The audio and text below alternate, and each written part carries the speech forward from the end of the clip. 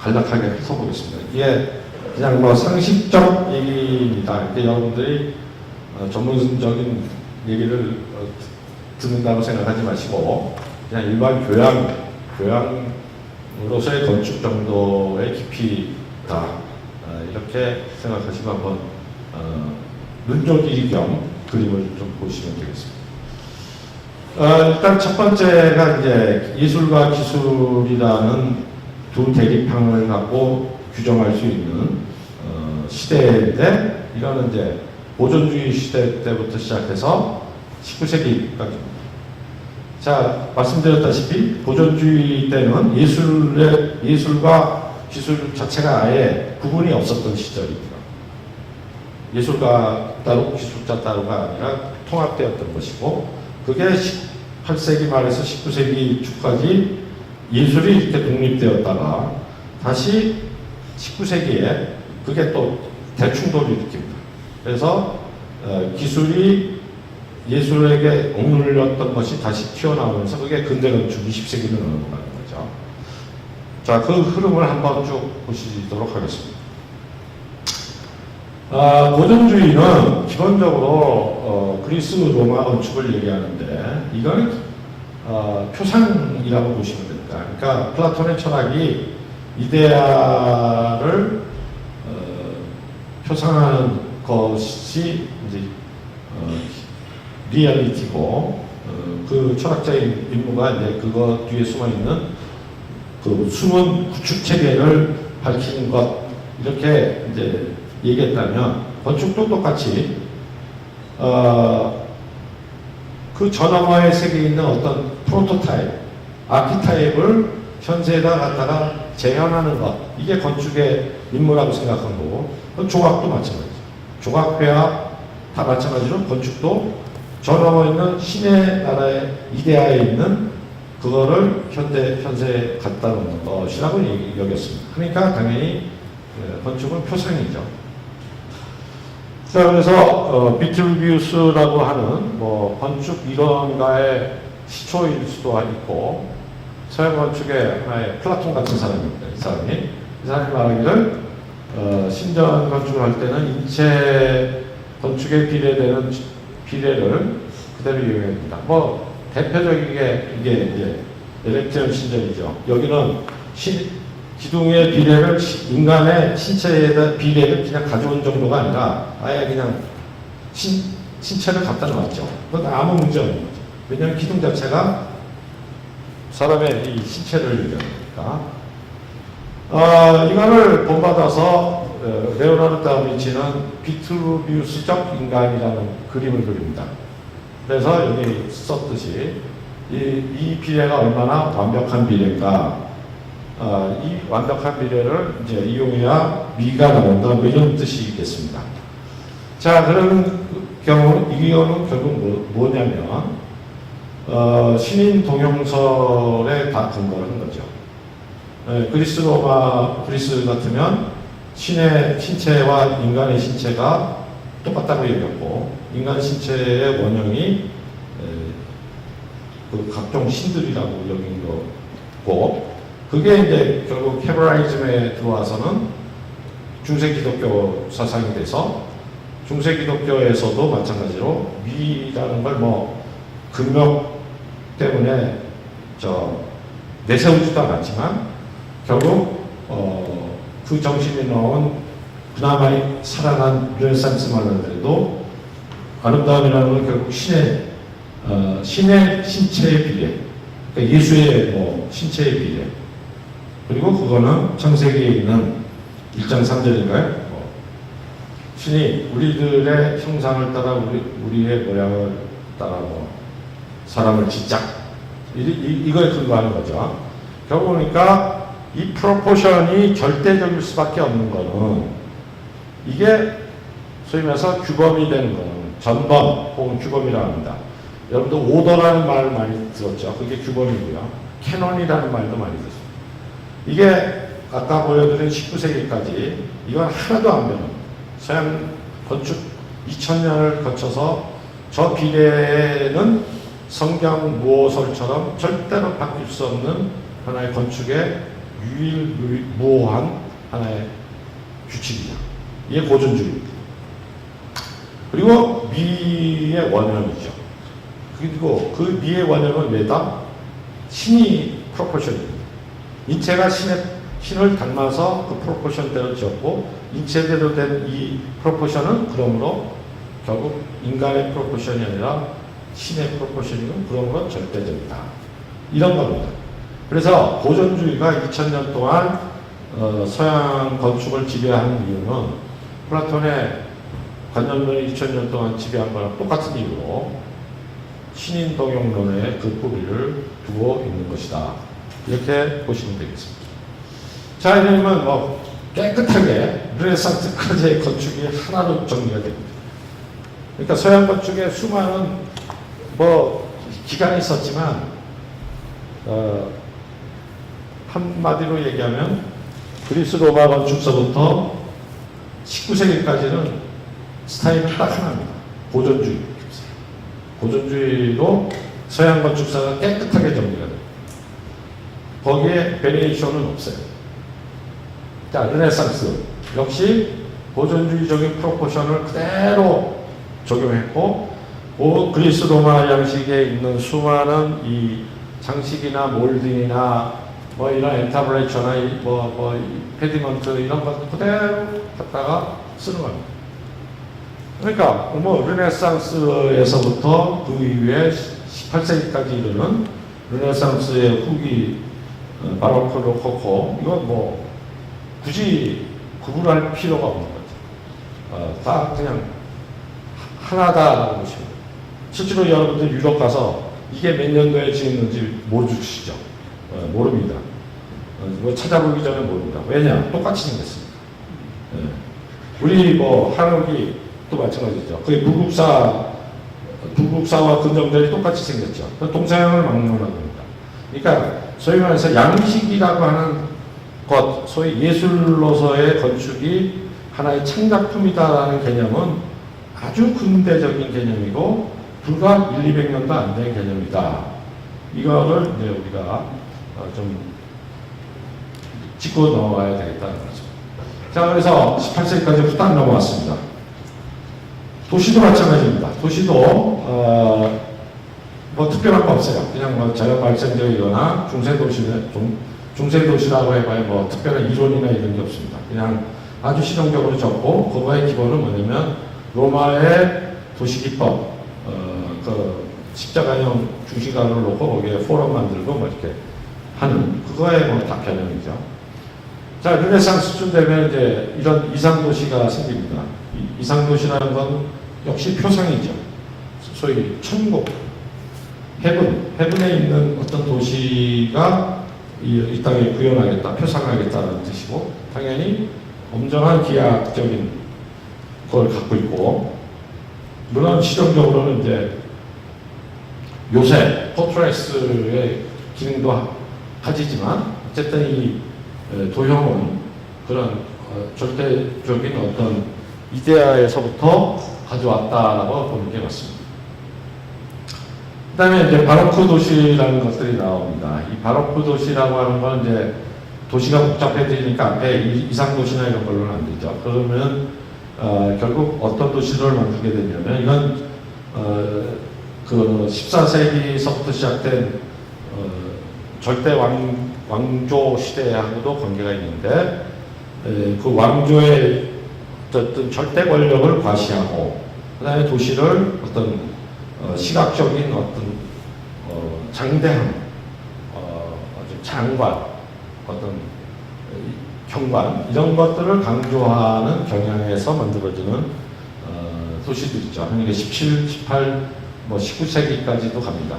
파리의 대개조 계획이 나폴레옹 3세 때 만들어졌는데, 이때 이제 이런 오래된 그 도시 조직을 그대로 둔 채로 이렇게 블레바르를 만들죠. 이 블레바르를 만들고, 그러게 되면 이제 소위 수시도적 경관들이 나오고, 이런 경관들이 절대 왕조의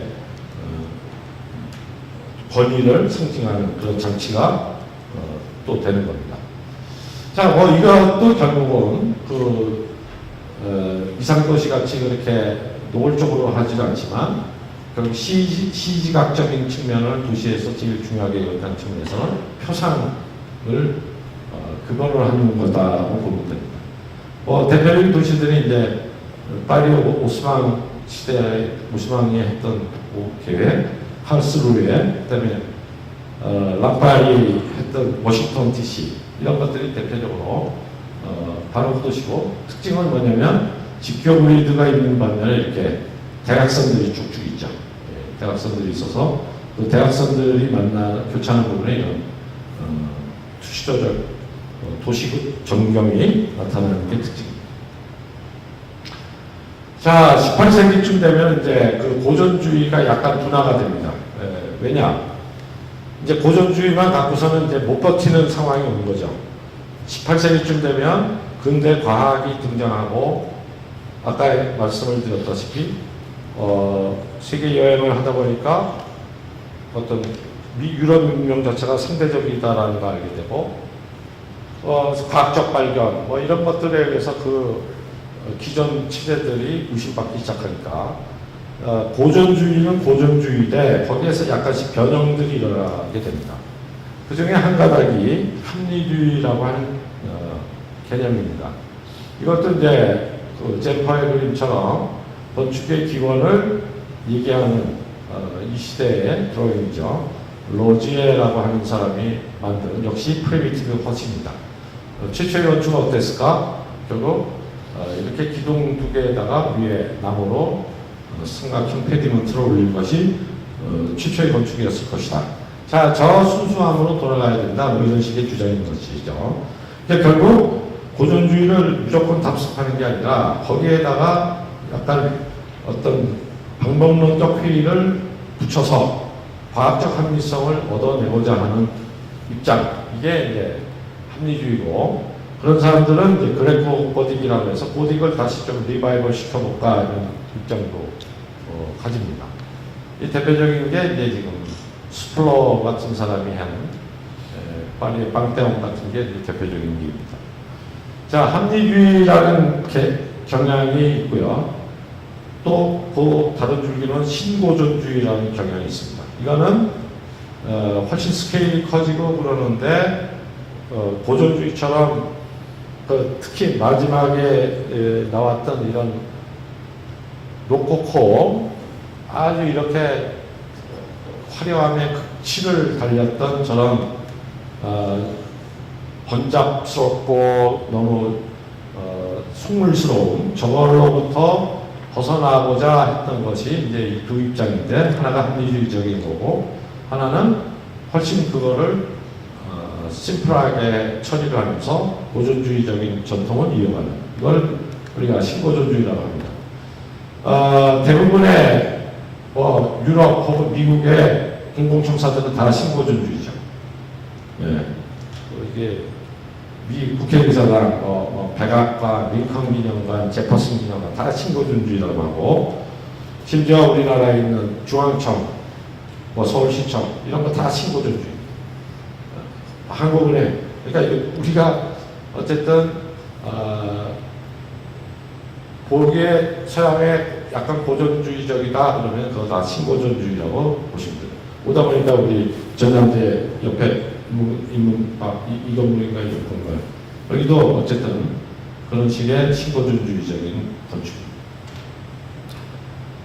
조금 더 가면은 이제 절충주의라는 게 나옵니다. 이때는 이제 온갖 스타일을 다 적절하게 섞는 거죠.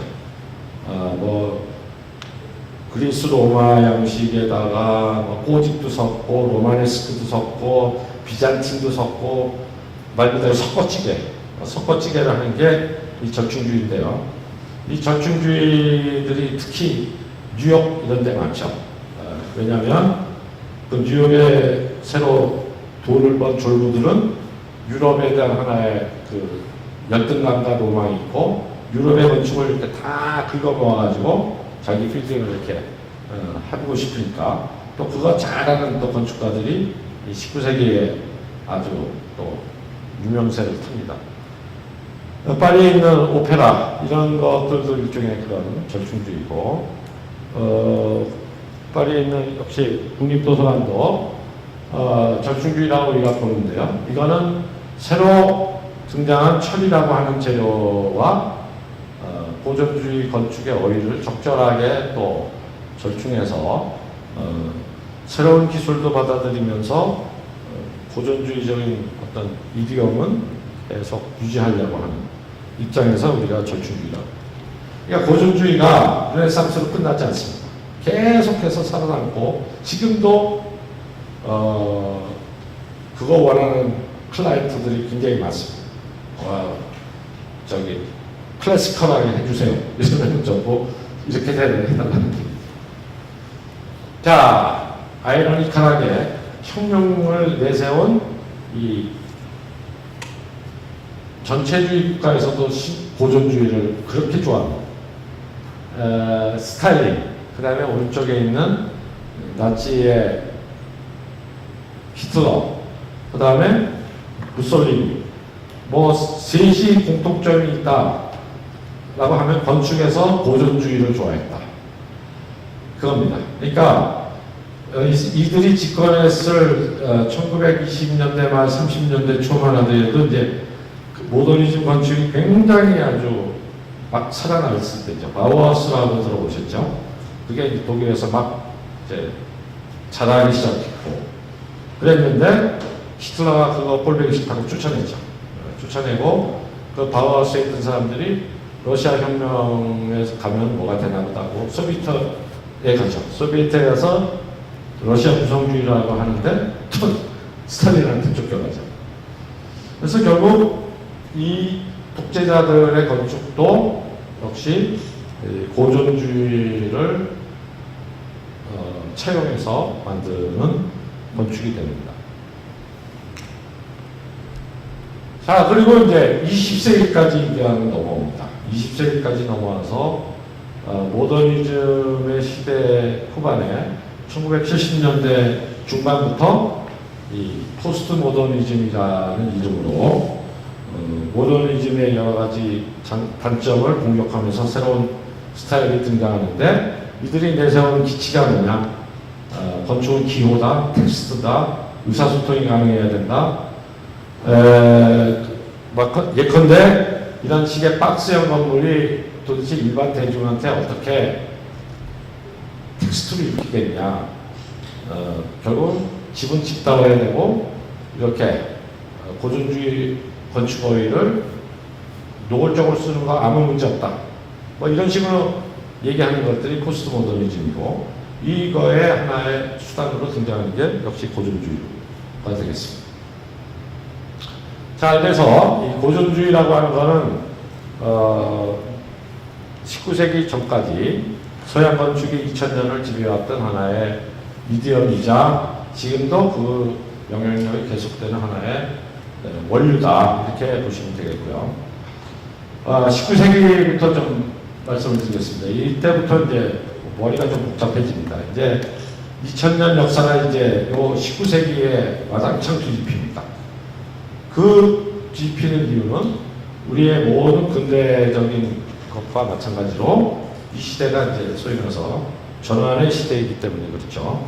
뭐 철학혁명, 종교혁명, 정치혁명 이게 다 근대의 시작을 알리는 혁명이었고 이거에 따라서 예술, 과학, 산업혁명 따라서 빨리는 뭐 14세기서부터 가장 늦게는 산업혁명이 19세기까지 이 소위 근대의 시작을 알리는 여러 가지 컨디션이 있지 않습니까? 자, 이러다 보니 앵생레즘이 소멸되고 인디비주얼이라는 게 탄생하고 드디어 대중이라는 개념과 시민이 등장하고 그리고 도시가 되고 시대가 되고 그리고 예술과학 쪽에는 소위 재현이라는 것이 소위 기계복제 예술에 의해서 효용이 없어졌고 이성이라는 게 탄생했고 말씀드린 대로 작가라는 소위 전업적 아티스트들이 등장하고 여기도 엔지니어라는 또 최초의 직업이 나타납니다. 그전에는 엔지니어라는 게 없었죠. 우리가 보통 엔지니어 하면은 제일 우선적인 게 시빌 엔지니어죠. 시빌이라는 거는 민간이라는 뜻이죠. 이 민간인 엔지니어가 나폴레옹 때 생긴 겁니다.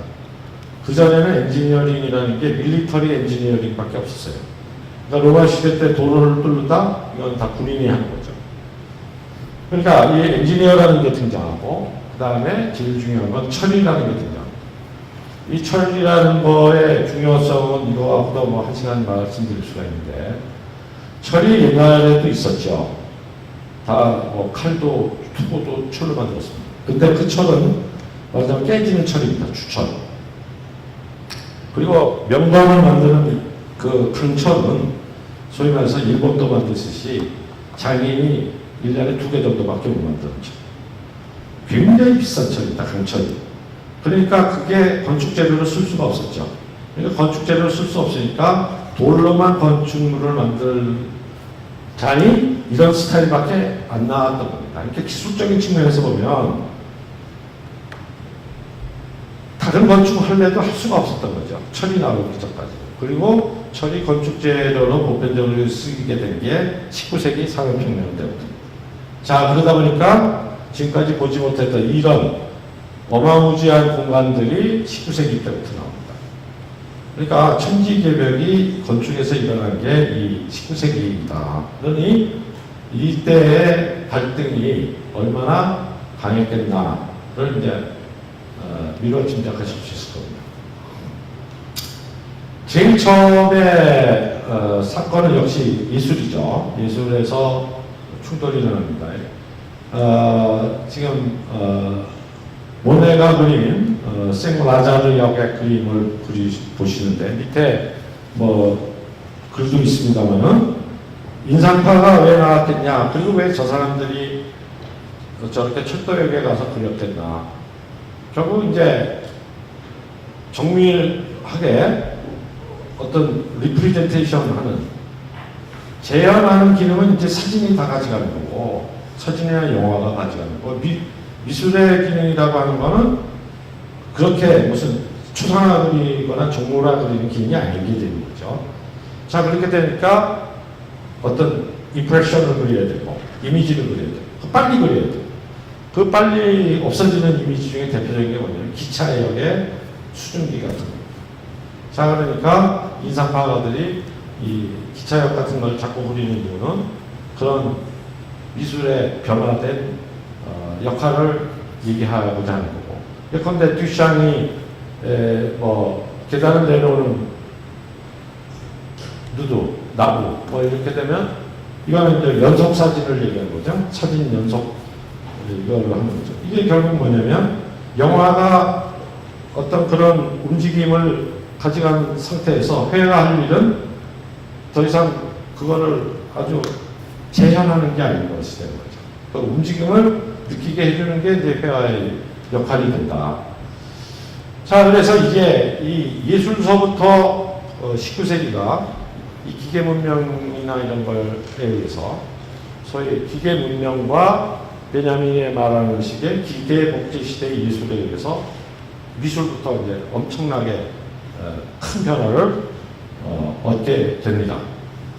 자, 동시에 도시가 생기고 아까 말씀드린 대로 소위 시민이라는 개념이 생기고 대중이 생기고, 그리고 이 대중이 정치적인 독립을 하게 되고, 자, 그 다음에 어느 정도 풍족하게 사니까 이 사람들이 이제 문화를 요구하게 되고, 자, 그러니까 어떤 일이 벌어지냐면 플래너, 이렇게 도시를 이렇게 배회하는 사람들이 생기게 됩니다.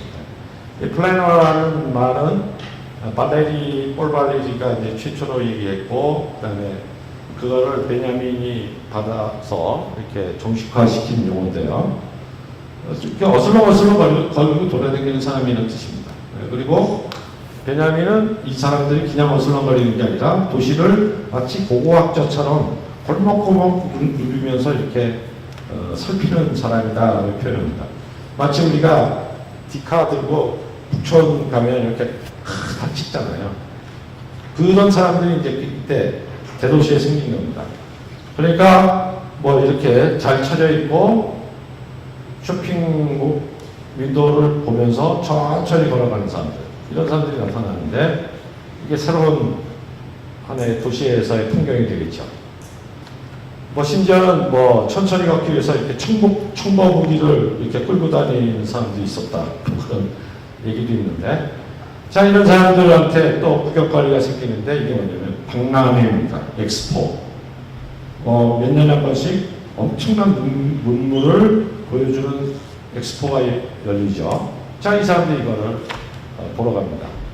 여기 밑에 글은 샬롯 브론테가 쓴 편지인데요. 뭐 저런 교양인조차도 저런 박람회 가서 홀딱 이제 넋을 잃고 구경하고 감탄하고 뭐 이런 게 됩니다. 그래서 이 만국 박람회 같은 것들을 열게 되고, 그러면 이런 대공간이 필요하지 않습니까? 그 앞에 있는 기차역 같은 거. 자, 이거는 돌로는 절대로 못 짓는 거죠.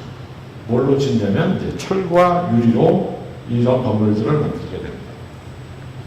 그러면 이 철과 유리를 가지고 만드는 사람이 누구냐? 이런 엔지니어입니다. 자, 그 엔지니어의 대표적인 사람이 에펠이죠. 에펠은 아까 처음에 말씀드린 에코르 보자를 나온 사람이 아니에요. 예술학교를 나온 사람이 아니라 나폴레옹이 만든 에콜 폴리테크니크라고 하는 공과대학을 나온 사람. 그러니까 기술자예요. 그러니까 예술은 몰라요.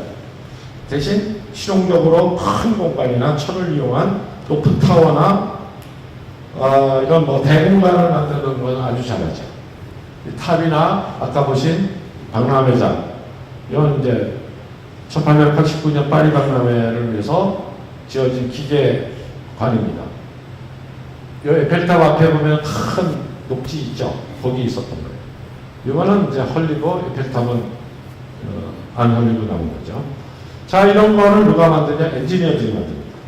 그러니까 엔지니어들이 저걸 만드니까 이런 말하자면 고전주의 건축이 유일하게 아름다움이라고 생각했던 정통파 예술가, 작가, 건축가들은 에펠탑을 갖다가 저게 뭐냐, 흉측스러운, 둘이서 어마어마하게 싸움이 벌어지죠. 그 에피소드는 뭐 잘 아시죠? 에펠탑의 그 스캔들. 에펠탑은 뭐 반대 운동을 에밀 졸라가 주도했다는 운동, 뭐 에밀 졸라가 다 완성되는데 그 에펠탑에만 가더라는 운동 왜 가냐고 그랬더니 이 흉측스러운 게 안 보이는 게 파리 안에서 여기밖에 없어서 맨날 에펠탑에 갔다는 거, 뭐 이런 얘기들. 아주 뭐 결사적으로 그 당시에 지식인들과 예술가들은 에펠탑을 반대하고 철구조물을 반대하는데, 문제는 이런 일반 시민들이 열광을 하는 겁니다. 그러니까 지식인들은 그 새로운 문물과 철건축에 대해서 손가락질하고 저건 건축이 아니고 예술이 아니고 기술일 따름이야 그랬는데, 일반 사람들은, 대중들은 환호를 하고, 에펠탑이라는 게 요즘처럼 그런 거는 국가에서 이렇게 발주하는 게 아니거든요. 그거는 웬만한 달이나 그런 것은 다 자기가, 에펠이 자기 돈을 들여서 설계하고 시공하고 그 다음에 거기 입장료로 자기가 돈을 이렇게 회수해 가는 겁니다. 그러니까 모험 투자가를 인색이죠. 근데 에펠이 뭐 30년을 계약을 했는데 뭐 3년 만에 본전을 뽑고 그 다음부터는 세계적인 재벌이 된 거죠. 그렇게 인기를 얻은 겁니다.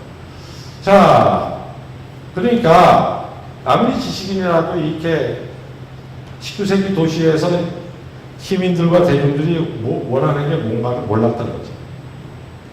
이렇게 열광을 하고 도시가 이제 달라지는 겁니다. 또 반면에 그 도시에 안 보이는 구석에서 이런 일들이 벌어지는 거죠.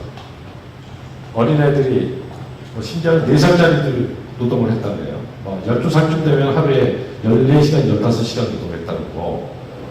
여기 보시면은 5세 이전에 60%가 사망하고, 애들이 평균 수명이 이때 40세였고 뭐 이런 통계들이 있습니다. 그리고 이런 집에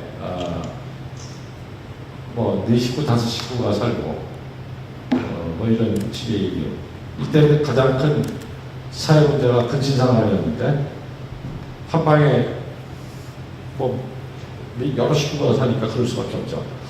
저는 아주 말하자면 아주 지옥 같은 슬럼이 한켠에는 또 있습니다. 자, 이러다 보니까 이제 도시가 또 어떤 도시가 등장을 하냐면 이상도시라는 게 생기는데 이게 르네상스 시절의 기하학적 도시가 아니라 어떤 그 노동자들의 권리를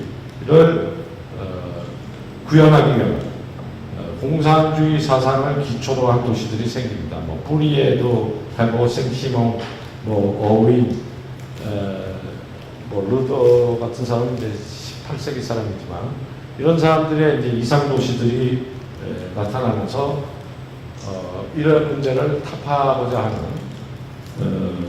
시도들이 있었고 이게 결국 기급혁명의 시발이 된 거고 사실 이게 의해서 뒤에 말씀드리겠습니다. 근대 건축의 하나의 사회적 배경이 됩니다. 근대 건축이 나타난 거에 중요한 원인 중에 하나가 이 노동자들의 주거 문제예요. 과거의 방식으로는 도시에 그렇게 몰려드는 노동자들한테 집을 지어줄 수가 없죠. 그렇죠? 벽돌을 그 장인이 1년에 한 채씩 져갖고 어떻게 공급하겠습니까? 그러니까 기계화 생산을 하다 보니 해야 되니까 그런 근대 건축이 어떤 사회적 타당성을 얻게 된 건데 일단 뒤에 말씀드리게 하고 19세기의 도시는 초기에는 이런 이상도시, 공업도시로 가다가 이제 19세기 말에 최초로 교외 도시, 가든시티라는 개념이 나옵니다. 지금 우리로 치면 분당, 일산 이렇게 해서 어떤 트레인으로 연결되어 있는 전원도시라는 개념이 이제 나타나서 여기서부터 근대적 도시가 시작이 되는 일이 생겨나게 됩니다. 자, 그래서 건축적으로 얘기하면 이런 신문물을 거침없이 받아들이는 소위 엔지니어들과 전통 건축의 프로포션을 계속 고집하는 건축가들과 충돌한, 소위 예술과 기술이 충돌한 시절이 19세기다.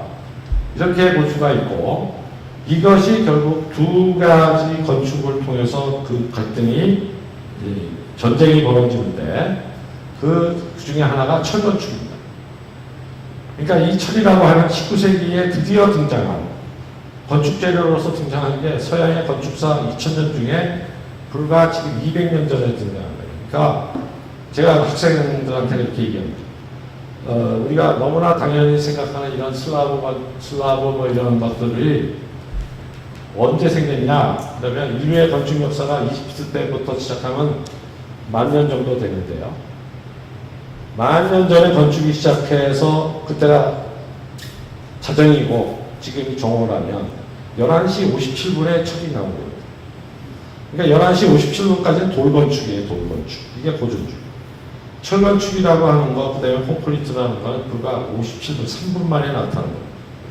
그러니까 이 시대에 11시 57분 동안의 건축과 새로 나온 이 철과 어떻게 갈등이 생겼겠습니까? 자, 그러니까 이런 일이 벌어집니다. 여기 그림을 보시면, 자, 그리스 로마 시절의 그 신정건축을 따라서 신고준주의가 은행 건물을 지었겠죠. 그런데 파르테논보다 약 1.5배를 크게 짓고 싶었겠습니다. 그러면 어떻게 하면 될까요? 프로포션을 유지해야 되니까 복사기에 놓고 1.5배 확대 복사를 했겠죠. 자, 확대 복사를 해서 지으려다 보니까 이거는 뭐 상식적으로 아세요. 그리스 건축의 이 기둥 간격을 보면 정확하게 5m에서 7m 사이입니다. 어떤 신전도 마찬가지예요. 그게 왜 그러냐면 5m에서 7m가 넘어가면 요 도가 깨집니다. 석회암이 깨져요. 그러니까 거기다가 철근을 넣어야 되는데 철근이 없으니까 고대 딱 5m 7m. 그러니까 작은 신전에 가면 5m 7m짜리가 3개고 파르테논에 가면 그게 10개지 이게 간격이 큰 거는 하나도 없어요. 한번 저 구경하실 때 눈여겨보세요. 자, 그러니까 비율을 유지하면서 이걸 1.5배를 하니까 이 5m가 7.5m가 되거나 7m가 뭐 10m가 되겠죠. 그러니까 깨지겠죠. 그러니까 안 되는 거예요. 그러니까 요법으로는 여기에다가 철근을 숨깁니다. 그러니까 모양을 고전 건축처럼 해야 되는데 구조적으로는 안 되니까 그 뒤에다가 철근을 숨겨서 겉으로만 돌건축으로 하는 이런 용법이 나오죠. 이게 이제 건축가들이 하던 태도입니다.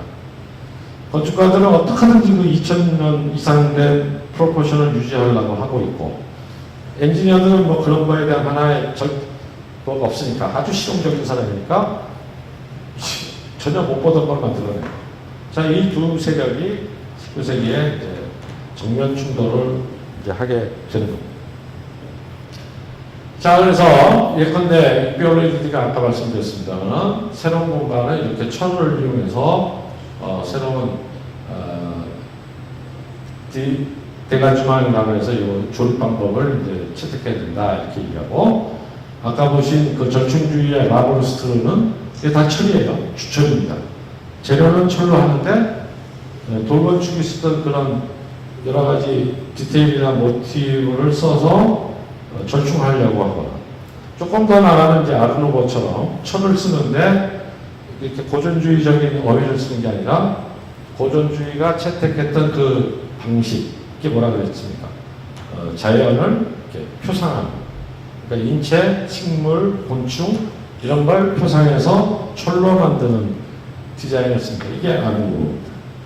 자, 이게 결국 다 뭐냐? 철을 쓰되 엔지니어처럼 노골적으로 기능만 우선해서 쓸 수는 없고, 소위 건축가의 양심상 미적인 건 유지해야 되겠는데, 아까 보신 그런 은폐의 방법으로는 차마 이건 못하겠고, 그래서 이제 19세기 말에 건축가들이 여러 가지 모양으로 절충을 하는데, 이런 절충의 방식들이 아르노버나 신합리주의나 이런 겁니다. 어쨌든 이 철이라고 하는 것이 19세기의 도시와 건축을 아주 순두리째 바꿔놓고 갈등의 시계를 만들어놨다. 그리고 역설적으로 이 19세기가 있었기 때문에 20세기에 근대 건축이 나오게 된 겁니다. 이 19세기의 엔지니어들이 그나마 전통 건축을 반쯤 무력화시키지 못했다면 근대 건축이 나올 수가 없었겠죠. 그래서 이 기술, 구축이라고 하는 거의 맹아는 19세기 중반부터 나타난 철건축을 한 에펠 같은 엔지니어들이 밑받침을 깔고, 그거의 바탕에서 20세기에 모더니즘 건축이 등장하게 된 겁니다.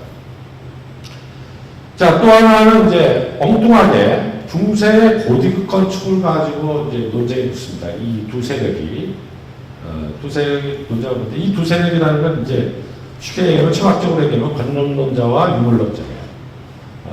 뭐 니체에서부터 스피노자, 뭐 이런 라이프니츠 하는 이런 쪽하고 헤겔 이런 쪽에 두 세력이 이제 미학도 서로 편가서 싸우고, 건축도 그렇게 편가하고, 굳이 편들자면 엔지니어링은 이 유물론 쪽이고, 이 관념론 쪽은 아티스트들 쪽이고, 뭐 이렇습니다. 이 둘이 이제 논쟁이 붙어야 되니까 뭘 갖고 논쟁이 붙냐? 고딕 건축을 갖고 이제 어떻게 볼 건가를 갖고 논쟁을 붙습니다. 자, 그래서 이 유물론이 가지고 입장입니다. 고딕 건축은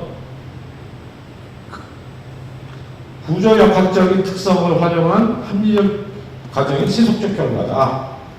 자, 이거는 뭐 조금 전문적으로 말씀드리면 고딕 건축의 특징이 몇 개 있습니다. 이 위에 뾰족한 아치를 층도 아치라고 그러고요. 그 다음에 여기에 있는 돌로 뼈대로 만든 걸 리브 볼트라고 합니다. 그 다음에 바깥에 이렇게 해서 첨탑 있고 버트레스가 있고 플라잉 버트레스가 있고, 이 세 가지가 고딕 건축이죠.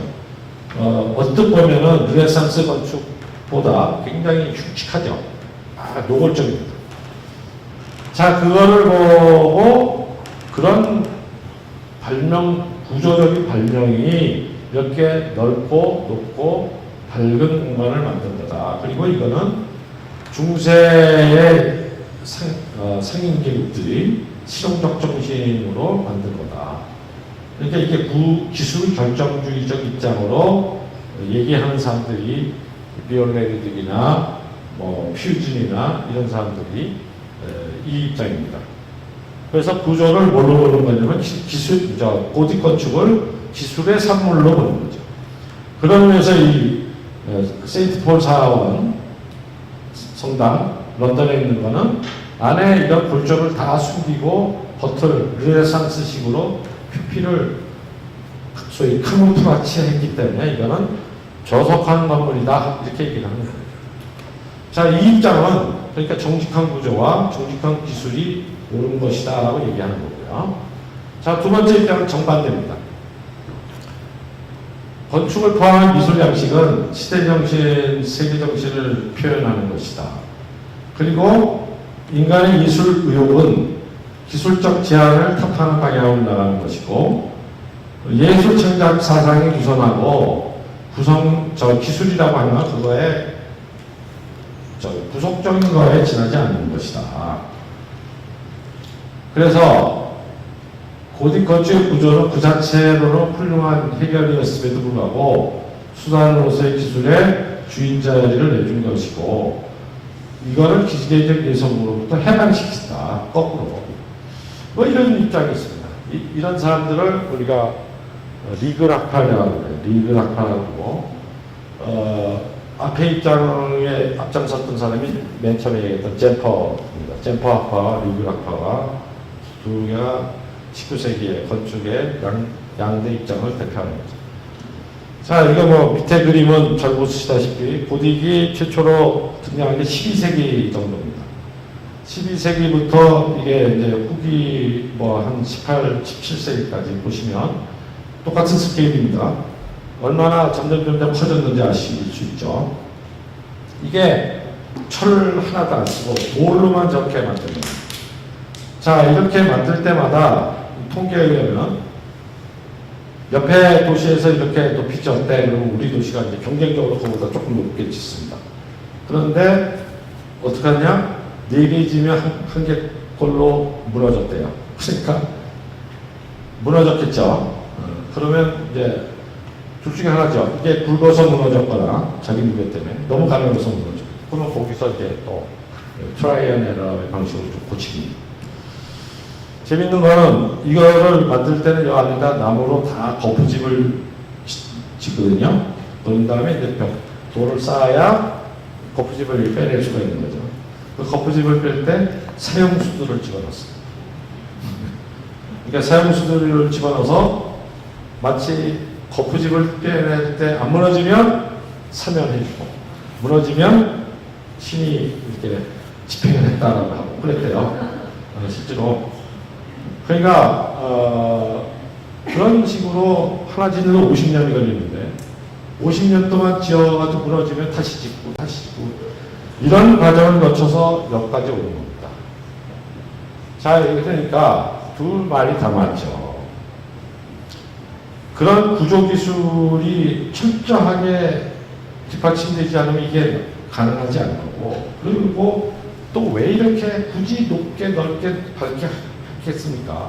예술 의욕 때문이죠.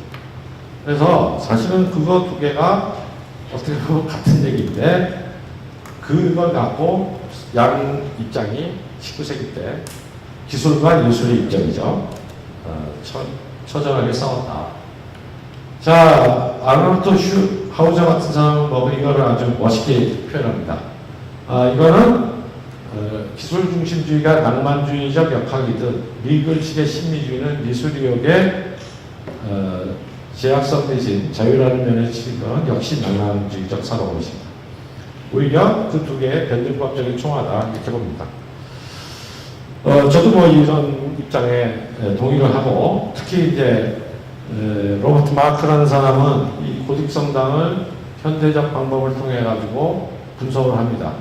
그래서 이게 진짜로 딱 있어야 될 크기인가 말씀드렸죠. 이게 필요한 만큼보다 조금 더 커지면 자기 무게 때문에 무너지고 필요한 크기보다 약간 적으면 가늘어서 무너집니다. 그러니까 이것도 아니고 이것도 아니고 정확한 걸 알아내야 되는데 그거를 어떻게 했냐 계속 지어보면서 찾아낸다. 진화론적인 방법이죠. 그런 거를 분석한 결과 이 말이 맞다고 얘기합니다. 그러니까 구조에 정확하게 필요한 부분도 있지만 대부분이 그렇지만 그렇지 않은 부분도 있고 그거는 장식적 이유 때문에 덧붙인 것도 상당히 있다. 이렇게 결론을 내립니다.